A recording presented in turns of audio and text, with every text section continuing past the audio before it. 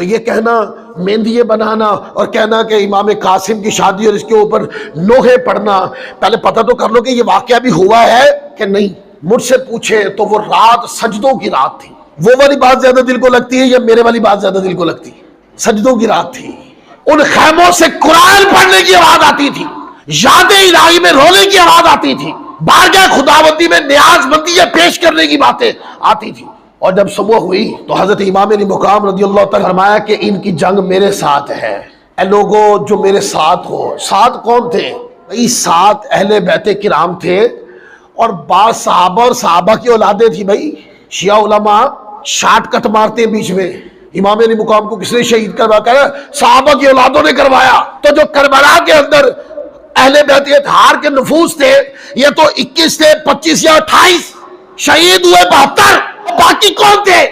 باقی صحابہ ان کی اولادیں تھی جو امام علی مقام رضی اللہ تعالیٰ کے شان و شرف لڑ رہی تھی۔ اے نہیں بیان کرے گا کوئی بھی، کیونکہ صحابہ کرام کے بارے میں عقیدہ جو گندا ہے، پورا عقیدہ رکھا اور کہا جائے کہ وہاں مکہ مدینہ سے صحابہ آئے کیوں نہیں؟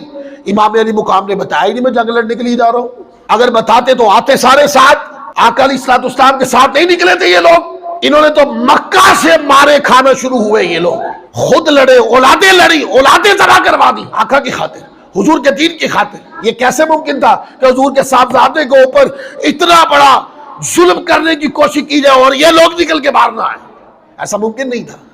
اور اگر کوئی کہے کہ نہیں میں نے اپنی درد اسی مقام پہ رکھنی ہے تو اس کے درد کے اوپر ٹھنڈی پٹی رکھتا ہوں میں، وہ یہ کہ جو سوال آپ صحابہ کرام پہ کر رہے ہیں کہ وہ ساتھ نہیں آئے، ساتھ تو حضرت امام محمد بن حنفیہ جو مولا علی کے بیٹے تھے وہ بھی نہیں آئے، حضرت سیدہ زینب کے شوہر وہ بھی تو اہل بیت ہی تھے نا، ساتھ تو وہ بھی نہیں آئے۔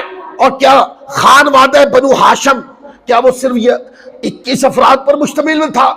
خاندان بنو ہاشم سے باقی لوگ بھی تو نہیں آئے۔ تو جو اعتراض صحابہ پر وہی اعتراض اہل بیت پر۔ ظالموں اس طرح کی بات نہیں کیا کرتے کہ مقدس ہستیوں کے اوپر زبان تام دراز ہو، باتیں اس طرح کیا کرتے ہیں کہ ان کی عزت بڑھے، ان کی عظمت بڑھے۔ اور وہ یہ ہے کہ امام علی کا مقام جب مدینہ سے چلے یا مکہ سے کوفہ کی طرف، آپ لڑائی کے ارادے سے چلے ہی نہیں تھے، اس لیے آپ کے ساتھ کوئی وہاں سے آیا نہیں۔ جن کو آپ ساتھ لے کے چلے وہ آ کے آپ کے ساتھ